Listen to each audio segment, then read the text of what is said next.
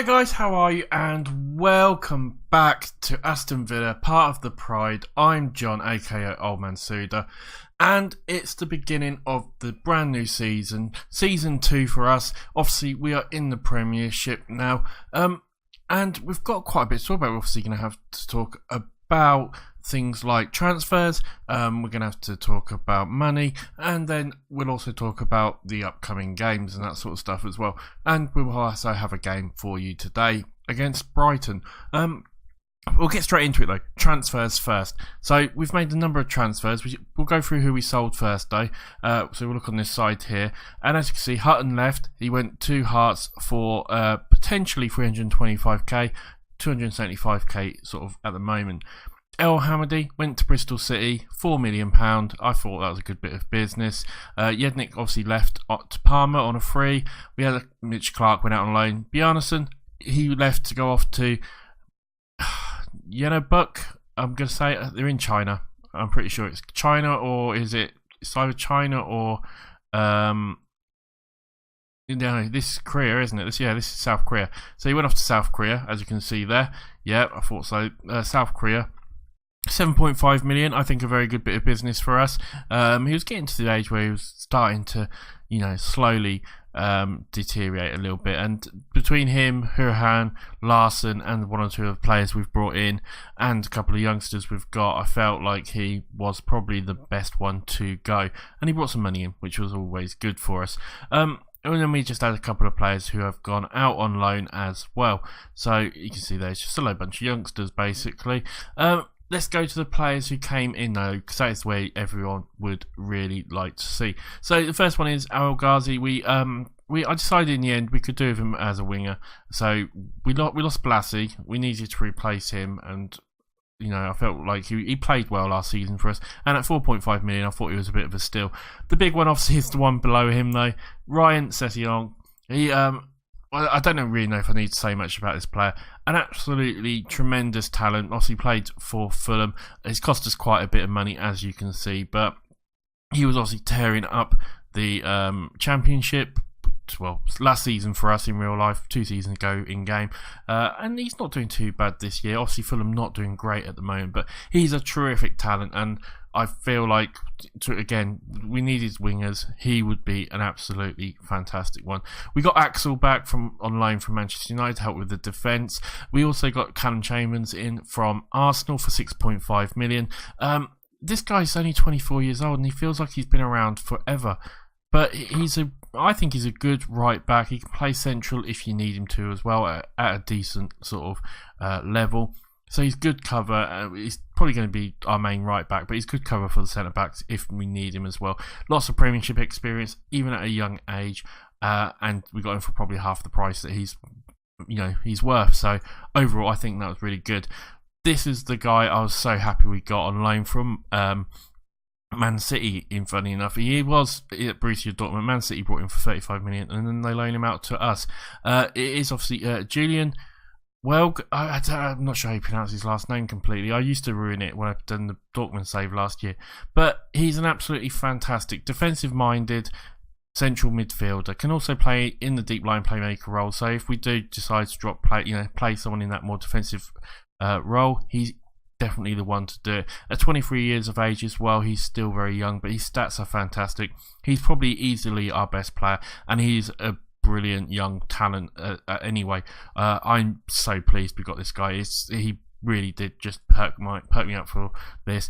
Jed Steer, I by accident let him go and wasn't going to do anything with the goalies, and then thought, I better need a goalie, so I brought him back in on a free transfer. I made a little bit of a mistake. Then we got to our striker, and we brought in Gabriel Barbosa. I was looking at Abraham, but I think this guy is just as good. Well, there was 2 reasons. One is because of Brexit, I can only have 2 domestic loans. So obviously with Tanasby and Julian, where his name is, that was our 2. So I couldn't bring in Abraham even if I wanted to.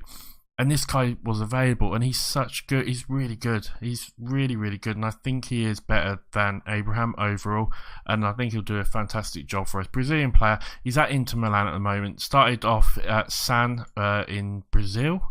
Yep, in Brazil. I got that right. Well, he's Brazilian, but he's been around for a little while as a bit of a sort of wonder kid, I guess. But yeah, I'm really super happy we got this guy as well. I think he could tear up the Premiership for us and really get us those really vital goals that I'm looking for. Then we came to, I wasn't going to get a goalie, but this guy came available. You could get him quite cheap, I think, last year, but he's cost us a little bit more this year. I was looking at, actually, funny enough, obviously he's from Burnley, I was as well, but I was looking at a player from Manchester United, a young goalkeeper. I can't remember his name off the top of my head. They weren't selling him, even though they were looking at buying Nick Pope. So I thought, you know what, I'll be cheeky and get Nick Pope instead. And he's a better goalie than what do you call it? He's a better goalie than what we've got already at the moment. So, you know, our top goalie is Nyland. That's the guy I was trying to think of. And I think this guy is slightly a better goalie. He's not as eccentric, which I think is good. He's better aerial. He's, you know, he's just as good at shot stopping. To be honest, they're pretty close. He's got a bit better communication, a bit better mentals. It's not as fast. They are very close. I think, just overall, I think Nick Pope is a slightly better player, though. So I'm really happy we got him as well. And I really do think, overall, if you look at our team, I do think we are in a position where, especially if you look at sort of like our first team, we've got a good enough first team here now that we could quite easily, I think, get mid-table or close to. I think we've got a good team. I think with one or two maybe a bit of luck in that here and there, I think we'll be absolutely fine. But I think overall we have got a really good, strong team, and that's what we were looking for. And that to beat relegation, maybe even to get sort of that little bit more. So let me know what you guys think. I think we've done some really good business. Potentially could have done with maybe one more sort of centre back. We'll see. Maybe that's something we'll do in January. We do still have some money. As you can see, we've got just under £9 million and 52k of wages. So we have got the potential to buy another player if need be. But I'm still really happy. I think we've made some really good business personally. I think we've done some absolutely fantastic business. And I'm super, super happy. Maybe we've paid a little bit too much for likes of Nick Pope. But he's a British player. And with Brexit, we need British players more than anything. So I'm still super, super happy that we got him overall. I think he will be absolutely fantastic for us overall. But it has hurt our finances. As you can see, we're almost £50 million in the red. But the TV rights and that, we are meant to be getting quite a bit of money coming. So I think it's going to be one of those cases of things aren't going to look great. But as you can see, we are making money slowly. It's getting better. We are making money slowly. We are going to make money, I'm sure. But yeah, it's just horrible at the moment. But we'll see how it goes. I think it will be better. If you look at the projection as well, we are going to start making money slowly over the next couple of seasons. And I think if we do finish well in like the league and that sort of stuff, obviously that will bring in more and more money. So not to worry about just yet. Let's get into the rest of it though. We have played one match, and I'll explain why.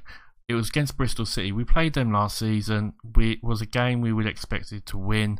I didn't think it would be a fun game to sort of show you guys. So we played them. We beat them 3-0.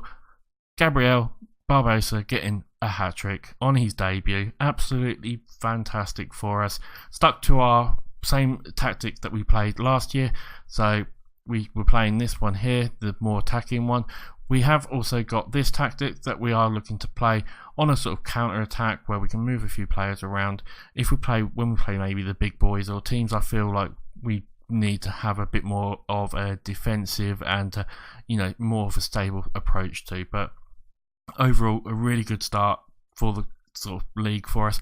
Couldn't have asked for much more really apart from that. And as you can see, we're in 8th at the moment, so a win here would shoot us all the way up. We've got to play Brighton. A win would shoot us up to near the top. That is like a couple of games gone, so it doesn't really matter, does it? But yeah, we'll see how it goes. We'll get into the game, and let's see how we go.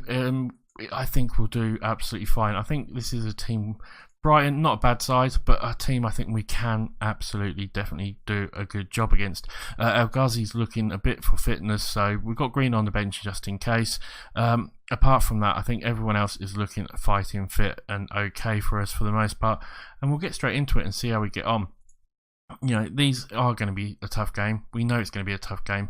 We're in a new league. But if we can pinch, or not pinch, I guess is the right word, but if we can get those couple of wins and, you know, give them a game and that sort of stuff, I'll be absolutely ecstatic. And I think we've got the team to do it. I really do. I think apart from maybe the sort of the really big boys and maybe that group just behind the big boys, you know, or that group that sort of finish between 10th and sort of 7th or 12th and 7th, I think maybe they might struggle with them a little bit, but yeah, I think we can do all right. Right, what can we say passionately? We'll say, go out there and impress me. It's not done a bloody thing. So we'll give them a quick passionate talk here, and we'll see how we get on.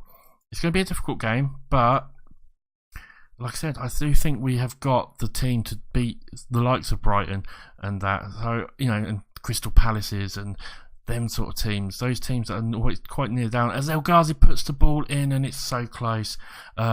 Yeah, oh, that was so close. Just to look how close that was. A millimetre more, and that would have been a goal. That was, we could have started off brilliantly. 10 minutes gone though, and it's still 0-0. But yeah, like I said, those teams like that, like your sort of maybe even like your Fulhams and that, I think we could do, even though they've gone down actually. But some of those teams are the teams that came up with us, like Bristol City we just played. Obviously there are teams we've got to look to play against and beat. Chambers now with the ball, and he's playing with Julian there, but it's a bad pass, and Brighton might have a chance here, but we might, oh no, they've caught us out. Gross with the ball, and it's a good save by Pope. And God, we were let off there a little bit, just about. It's a corner to them though, as they put the ball in. It's gone over everyone, and we just about clear it. Dak clears the ball for us there. But yeah, we'd expect them to be, you know, having chances, but we should have chances as well. As we get there, a brilliant steal there, and we come forward. Now we take a shot, and it's just wide. That's so close. But yeah, I don't know why he's taking a shot. He's meant to be a defensive style player. We're not playing particularly brilliant. El Ghazi has been injured. We'll bring on Green for him as well, and we'll leave it at that because it's not even half time yet. That's not a good sign though. El Ghazi being injured. Overall though, we're having a bit more possession than them.